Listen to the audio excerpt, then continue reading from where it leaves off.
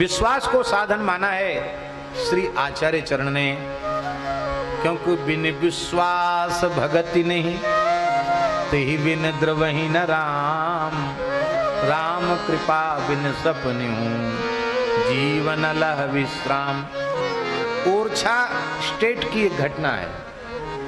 उस समय रियासती जमाना था, अंग्रेजों का शासन था, और अंग्रेज मतलब उस समय भारत में रियासतों का शासन था।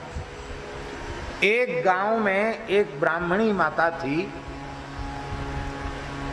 उसको लोग कहते थे सिर्रन बउआ। क्या कहते थे? सिर्रन बउआ। वो बुंदेली भाषा है। बउआ माने बुढ़िया, वृद्धा। सिर्रन माने पगली। तो लोग कहते थे, गांव के लोग सिर्रन बउआ कहते थे उनसे। और वो थी भगवान की बड़ी प्रेमी थी। एक प्रतिष्ठित ब्राह्मण परिवार की माता थी वो। तो आयु अभी बहुत ज्यादा नहीं थी उनकी, एक बच्चा उनकी गोद में था। और ये श्रावण तीज पर झूले की तरंग उसको मैया को चढ़ी कि राम राजा सरकार ओरछा में जाकर राम राजा सरकार का झूला दर्शन करना है, ठाकुर जी को हिंडोरा पे बैठे देखना है। तो आवेग उसको जगा। तो जगा तो वो अपने छोटे बच्चे को गोद में लेकर के वो दौड़ी। सिर्रन तो लोग समझते ही थे पागल। और वहाँ पहुँची तो एक नदी, जामुनी नदी, उसको पार करके फिर वहाँ आगे का रास्ता था। तो जामुनी नदी में इतनी बाढ़ थी, श्रावण का महीना, वो खूब पानी बरस रहा था। तो इतनी बाढ़ थी कि माने हम समझते हैं कि 1.5 किलोमीटर तक पानी की मतलब पानी था, इतनी बाढ़ थी। और उसी गांव के कुछ यादव अहीर वो गैया चरा रहे थे, गाय भैंस चरा रहे थे वहाँ। उन्होंने देखा कि वो माई गोद में बालक लेकर के आई और देखा उसने, बोले यहाँ कोई नौका वोका नहीं? बोले तो नौका वोका तो डोंगा चलते हैं, छोटे डोंगा डोंगी। बोले वो बंद हैं, बहुत बाढ़ आई हुई है। तो बोली, जय हो राम राजा, हमारे मोड़ा को पार करो, हमें पार करो। तो अपने गोद के बच्चे को ऐसे फेंक दिया नदी में। आप विश्वास कर सकते हैं कोई मां अपने बच्चे को गोद से फेंक सकती है बाढ़ में? ले हो राम राजा, हमारे मोड़ा को पार करो, हमें पार करो। ऐसे फेंक दिया बच्चा। पर विश्वास देखो, आपने देखा है कि गांव में एक छोटी उसकी खपरेल की वो ले लेते हैं, फिर ऐसे, अथवा कोई पत्थर ले लेते हैं, ऐसे फेंकते हैं, वो पानी में ऐसे ऐसे उछलते हुए चला जाता है। गांव में कहते हैं मेंदरोज का, वो मेंदरोज का माने मेढक उछालो। तो जैसे वो कोई खपरेल का टुकड़ा और उसको फेंकने पर ऐसे चला, ऐसे वो बच्चे ऐसे ऐसे होते होते होते तो एक क्षण में पार हो गए। जय हो राम राजा सरकार में आई और दौड़कर वो भी पल्ली पार चली गई। वो सब जितने गैया भैंस चराए आंख फाड़ फाड़ के देखते चले गए कि इसकी तो धोती साड़ी तक नहीं भीजी। ये पानी पर ऐसे दौड़ के गई जैसे कोई जमीन पर दौड़ के जाता है। दौड़ के चली गई, वो गई वो गई वो गई वो गई। बच्चे को गोद में लिया, वहां चली गई। और उनके जो स्वामी थे ना, वो थोड़े परेशान रहते थे कि ये पगली, ये देखो भग गई, इतने अच्छे हमारी प्रतिष्ठा को भी ध्यान में नहीं दिया। तो वो गुस्सा में थे कि आएगी तो अब थोड़ी पूजा सेवा पूजा करना पड़ेगा, ऐसे थे। तो गांव के यादवों ने जाकर कहा, महाराज अब सिर्रन बउआ को सिर्रन बउआ न मानो, तब तो क्या है? अरे बोलो तो बड़ी सिद्ध है, वो तो पानी पे दौड़ती है जमीन के जैसे। जाओ राम राजा, हमारे मोड़ा को पार करो, खुद पुत्र भी पार हो गए, वो पार हो गए। ये कैसे हुआ बोलो? ये क्या है? उसको यह बिना पढ़ी लिखी महिला, लोक दृष्टि में पागल लोग उसको समझने वाली महिला, लेकिन उसको ये विश्वास है कि राम जी सबको पार उतारते हैं, तो इसको पार क्यों नहीं उतारेंगे। और इस विश्वास से एक घटना और है। ये बुंदेलखंड बड़ा पवित्र क्षेत्र है, गरीबी भले ही हो पर भावनात्मक रूप से यहाँ के लोग बड़े समृद्ध हैं। ललितपुर जिले के एक गांव की घटना है। एक पुजारी परिवार में एक ब्राह्मणी, उसका पैर टूट गया,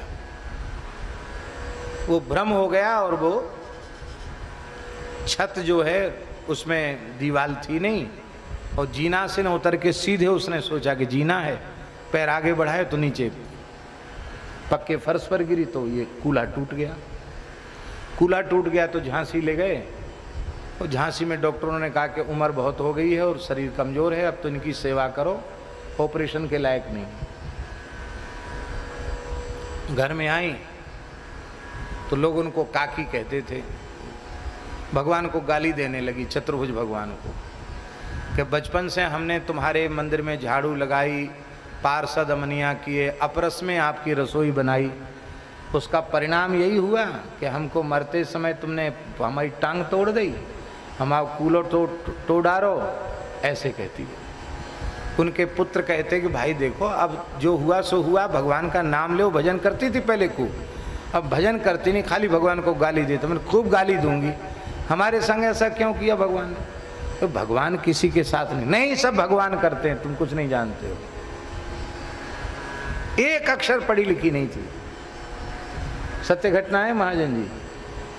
और वो मंदिर में चली गई, पता नहीं कैसे, रात को सवेरे 4 बजे।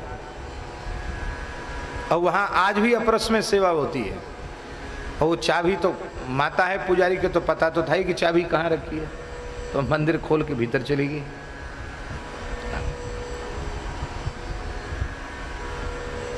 आओ डॉक्टर साहब बैठो। और जब भीतर चली गई,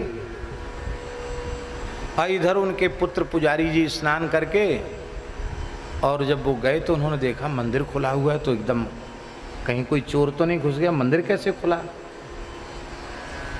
खाली ऐसे किवाड़ अटके हैं, ताला नहीं है, ताला गायब। और वो माताजी ने भीतर से कुंडी लगा ली थी गर्भगृह की, वो खटखटाया, हे चल हल्ला मत मचा, अभी खोलती हूँ।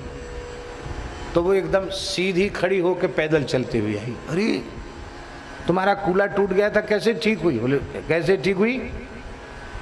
हम इतने दिन से लड़ाई लड़ रहे थे चतुर्भुजनाथ से, चतुर्भुज भगवान है, चतुर्भुजनाथ से। आज हम मंदिर में आए, हमने कि ऐसे तुम गाई सुनते सुनते तो तुम मानोगे नहीं, लड़ाई लड़ेंगे बढ़िया से। हमने कहा देखो तुमने हमारा पाँव काहे टोरो, या तो हमारा पाँव ठीक करो, और नहीं तो ये चंदन घिसने वाला पत्थर, इसी से हम तुम्हारा पाँव तोड़ते हैं। आप लोग ऐसा मत करना, आप लोग भगवान के विग्रह के साथ ऐसा व्यवहार मत करना, ये हमारी प्रार्थना है। ये तो उस माता के हृदय का सरल विश्वास। बोले बस जैसे हमने चंदन हुरसा उठाओ, सो भगवान चतुर्भुजनाथ सिंहासन से आए, उनने हमारा पाँव ऐसा करके सूंट दो मैंने उसमें मालिश कर दिया, हमारा बिल्कुल ठीक हो गया पाँव। महाराज जी मेला लगा था उस माई के दर्शन के लिए। इस घटना के कुछ समय बाद हम भी अपने गुरुदेव भक्तमाली जी के साथ वहाँ गए। महाराज जी ने भी उससे पूछा, तो बड़ी सरलता से निश्चल भाव से उसने बता दी, हाँ भगवान ने ऐसा किया। हमने महाराज जी से पूछा, महाराज जी ना किसी धाम तीर्थ में कभी दर्शन किया होगा तो किया होगा, ज़्यादा कोई साधन तो दिखाई नहीं पड़ता, इसको इतनी कृपा भगवान की कैसे हो गई? महाराज जी बोले हम लोग विग्रह में मिट्टी पत्थर जड़ पदार्थ का दर्शन करते हैं, ये पीतल की मूर्ति है, ये पत्थर की मूर्ति है, पर इस माई ने भगवान की मूर्ति को मूर्ति नहीं माना, साक्षात भगवान माना, ये विश्वास किया, इस विश्वास के कारण उसको सिद्धि हो गई। इसलिए बिनु विश्वास भगति नहीं, तेहि बिन द्रवहीन राम।